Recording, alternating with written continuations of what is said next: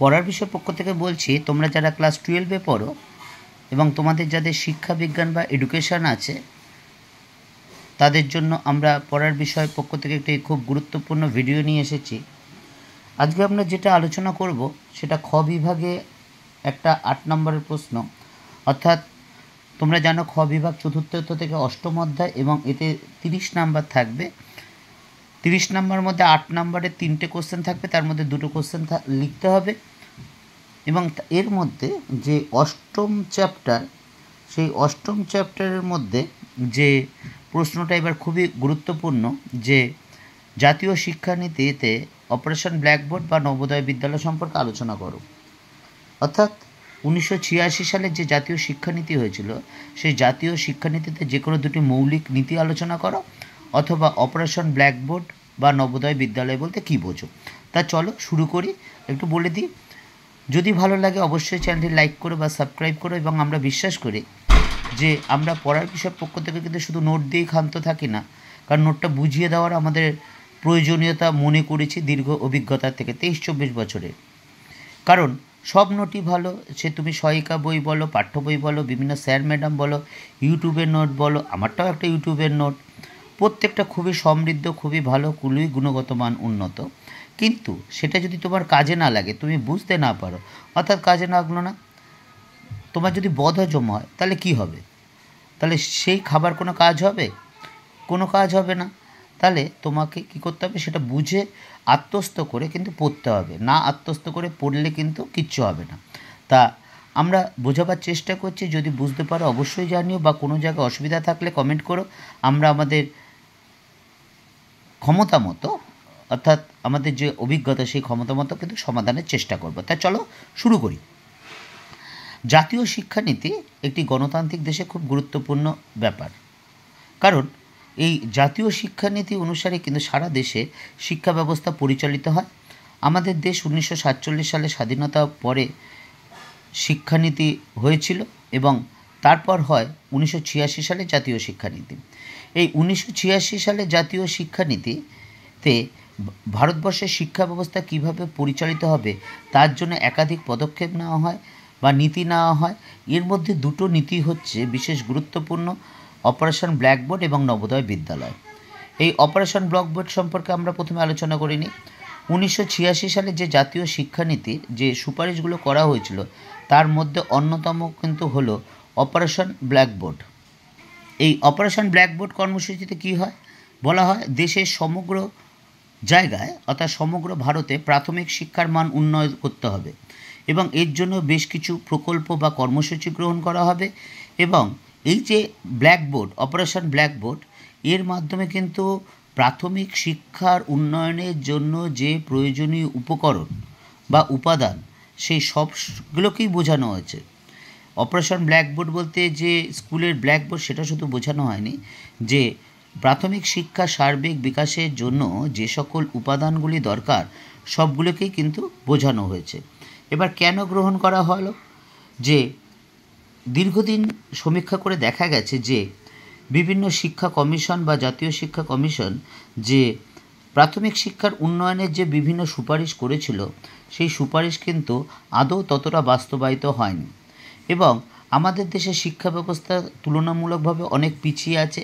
যেমন ধরো, অনেক স্কুলে ঠিকমতো বিদ্যালয় নেই, ঘর নেই, শিক্ষক শিক্ষিকা নেই, টিচিং এইডস, যে মিনিমাম যে টিচিং এইডস দরকার, চক ডাস্টার, একটা শিক্ষা একটা প্রাইমারি নিডস, ম্যাপ, সেটা নেই, বাথরুম নেই, অর্থাৎ শৌচাগার নেই, পানীয় জলের ব্যবস্থা নেই, এবং প্রয়োজনের তুলনায় প্রাথমিক বিদ্যালয়ের সংখ্যা কিন্তু কম। অর্থাৎ একজন প্রাথমিক শিক্ষার থেকে 2 কিলোমিটার, 3 কিলোমিটার, 4 কিলোমিটার পথ অতিক্রম করে কিন্তু বিদ্যালয়ে যেতে হয়।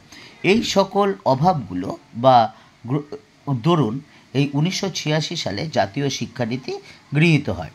এবার উদ্দেশ্য কী ছিল, অর্থাৎ এই যে অপারেশন ব্ল্যাকবোর্ড, যে কর্মসূচি গ্রহণের উদ্দেশ্যগুলি হলো যে প্রথমে হচ্ছে প্রাথমিক শিক্ষার মান উন্নয়ন, এবং এই প্রাথমিক শিক্ষার মান উন্নয়ন করা, কারণ এটা ঠিক যে প্রাথমিক শিক্ষার যদি মান উন্নয়ন হয়, বা উন্নতি হয়, তাহলে কিন্তু উচ্চশিক্ষার মানও সমৃদ্ধ থেকে সমৃদ্ধতর হওয়া সম্ভব। কারণ বাড়ির ভিত যদি শক্ত না হয়, প্রাথমিক শিক্ষা যদি ভালো না হয়, তাহলে সেই শিক্ষা পরবর্তীকালে উচ্চশিক্ষা কিন্তু কখনোই সফলতা পেতে পারে না।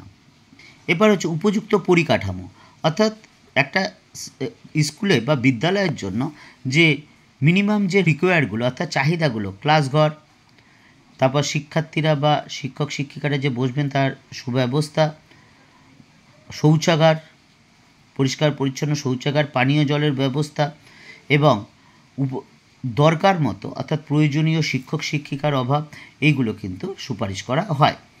তারপর শিক্ষা সহায়ক উপকরণ, একটা শ্রেণীকক্ষে শিক্ষাদানের জন্য টিচিং এইডস দরকার হয়।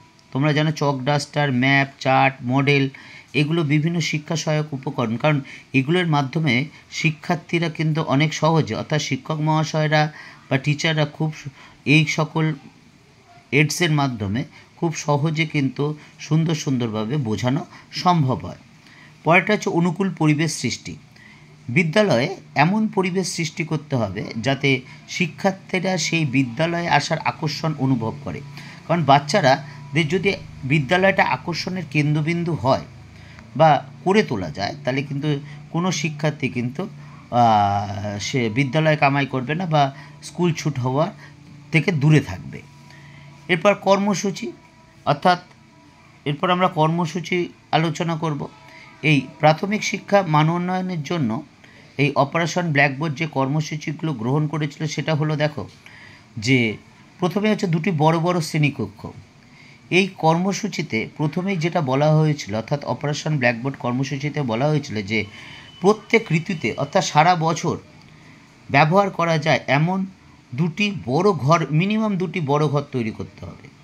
অর্থাৎ এটা হচ্ছে প্রাইমারি থিংস, অর্থাৎ মিনিমাম দুটো বড় ঘর থাকবে, যে দুটো বড় ঘর সারা বছর ভালোভাবে ব্যবহার করা যাবে।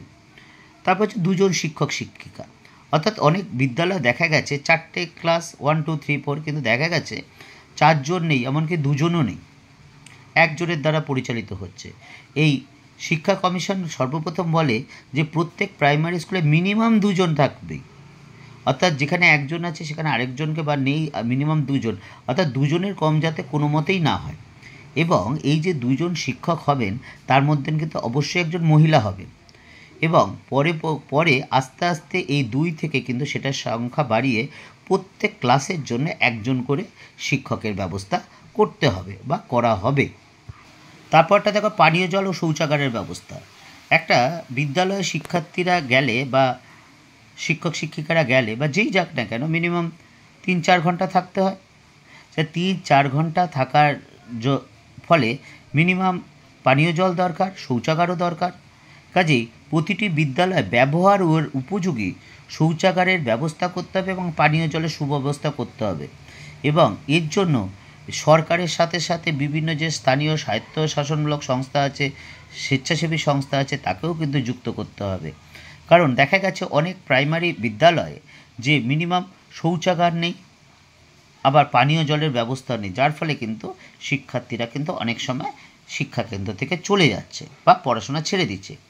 প্রয়োজনীয় শিক্ষা সহায়ক উপকরণ, যে শিক্ষা ব্যবস্থাটা যাতে সুব্যবস্থা বা সুবন্দোবস্ত করা যায়, তাই অপারেশন ব্ল্যাকবোর্ড সর্বপ্রথম যে শিক্ষা সহায়ক যে বিভিন্ন উপকরণগুলো, মিনিমাম যে উপকরণগুলো অর্থাৎ চক, ডাস্টার, চার্ট, মডেল, মানচিত্র, এইগুলো কিন্তু ব্যবস্থা করার কথা বলা হয়। এবার আমরা পরেরটা অর্থাৎ নবোদয় বিদ্যালয়ের কথা বলব। 1986 সালে জাতীয় শিক্ষানীতি যে মাধ্যমিক শিক্ষার গুণগত মান উন্নয়নের জন্য যে পরিকল্পনা বা নীতি গ্রহণ করেন তা হচ্ছে ভারতে বিভিন্ন প্রান্তে আদর্শ স্কুল বা নবোদয় বিদ্যালয় প্রতিষ্ঠার সুপারিশ করে। কী উদ্দেশ্যে? যারা অভাবী শিক্ষার্থীদের, যারা গুণগত মাধ্যমিক শিক্ষা সুফল করে দাও, অর্থাৎ যারা শিক্ষার্থীরা অভাবী অর্থাৎ দরিদ্র, তাদের মাধ্যমিক শিক্ষার যে ভালোভাবে সুযোগ করে দেওয়ার জন্য, বিশেষ করে যারা গ্রামে প্রতিভাসম্পন্ন শিক্ষার্থী, তপশিলি জাতি উপজাতি, এদের কাছে যাতে শিক্ষাটা সহজলভ্য হয়, যারা এদের শিক্ষা যাতে বিকাশ লাভ করে, এটা প্রতিষ্ঠা করাই কিন্তু ছিল মূল উদ্দেশ্য। বৈশিষ্ট্য, নবোদয় বিদ্যালয়ে যে বৈশিষ্ট্যগুলো ছিল সেগুলো এবার আমরা আলোচনা করি। প্রথম পয়েন্ট দেখো, ষষ্ঠ থেকে দ্বাদশ শ্রেণী। এই বিদ্যালয়ে ষষ্ঠ থেকে দ্বাদশ শ্রেণী পর্যন্ত পড়ানো হবে, অর্থাৎ ষষ্ঠ শ্রেণীতে ভর্তি হবে এবং দ্বাদশ শ্রেণী পর্যন্ত অর্থাৎ উচ্চ মাধ্যমিক পর্যন্ত কিন্তু এখানে শিক্ষার ব্যবস্থা থাকবে।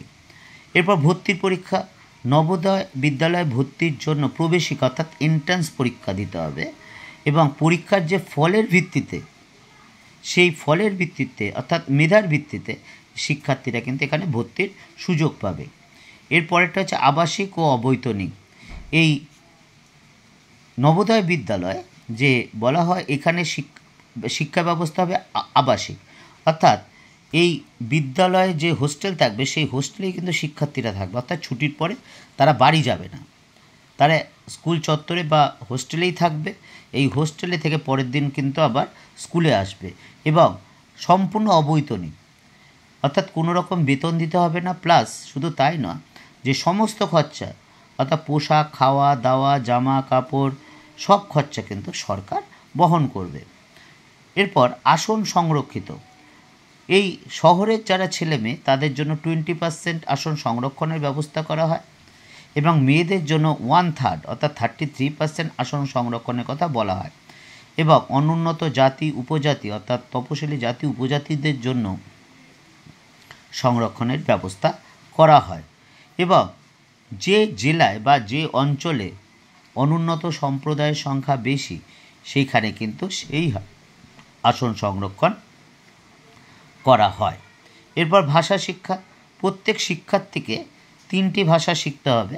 এই 3টি ভাষা হচ্ছে একটা আঞ্চলিক ভাষা বা মাতৃভাষা, একটা হচ্ছে হিন্দি এবং ইংরেজি। এবার হচ্ছে শিক্ষার্থী স্থানান্তর। প্রতিটি বিদ্যালয় থেকে অষ্টম বা নবম শ্রেণীর অর্থাৎ যারা 8 বা 9 পড়বে তারা 20 থেকে 30% শিক্ষার্থী কিন্তু অন্য রাজ্যের হবে এবং ধরো বাংলা থেকে অন্য কোনো রাজ্য গেল, তাহলে তাকে সেই শিক্ষার্থীকে বাংলা শিখতে হবে, মাতৃভাষা শিখতে হবে, হিন্দি শিখতে হবে আর ইংরেজি শিখতে হবে।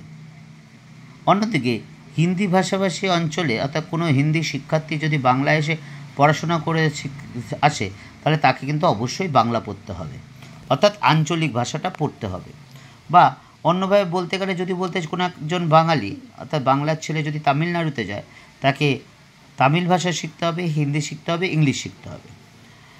পাঠ্যক্রম, নবোদয় বিদ্যালয় পাঠ্যক্রমে যেগুলো থাকবে সেগুলো হচ্ছে কলা অর্থাৎ আর্টসের বিষয়, বিজ্ঞান, অঙ্ক, সমাজবিদ্যা, শারীর শিক্ষা ইত্যাদি।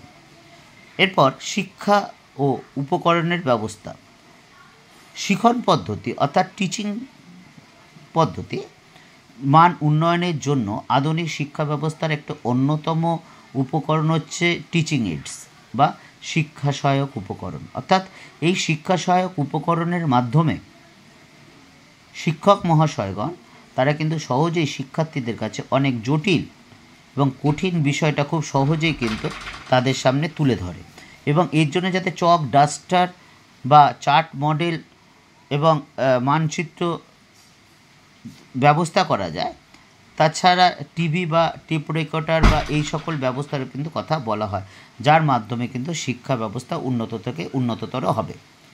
তাহলে এই দুটো আমরা বোঝালাম, অর্থাৎ 8 নম্বরটা যেটা 1986 সালে। যদি ভিডিওটি ভালো লাগে অবশ্যই চ্যানেলটি লাইক করো এবং সাবস্ক্রাইব করো, আমাদের পাশে থেকো এবং তোমাদের যদি কোনো কিছু দরকার হয় সেটা আমাদের কাছে অবশ্যই বলো এবং যদি কোনো জায়গায় কিছু মনে হচ্ছে এটা ঠিক হয়নি সেই বক্তব্য রেখো, কারণ তোমাদের মত, তোমাদের কমেন্টস আমাদের পড়ার বিষয়ের পক্ষ থেকে খুবই গুরুত্বপূর্ণ, কারণ তোমাদের যাতে ভালো হয় সেই চেষ্টা করাই আমাদের একমাত্র উদ্দেশ্য এবং তোমরা যদি বলো তাহলে আমরা আরও পরিষ্কার করে বুঝতে পারবো। 23-24 বছর অভিজ্ঞতার পরিপ্রেক্ষিতে যতটুকু অর্জন করেছি অভিজ্ঞতা, তার পরিপ্রেক্ষিতে আমরা সমাধান করার চেষ্টা করব। অগ্রিম শুভেচ্ছা রইল যে তোমাদের জীবনের অন্যতম পরীক্ষা উচ্চ মাধ্যমিকের জন্য, যেটা মার্চ মাসের 2 তারিখ থেকে শুরু হচ্ছে, তার জন্য অগ্রিম শুভেচ্ছা রইল পড়ার বিষয় পক্ষ থেকে।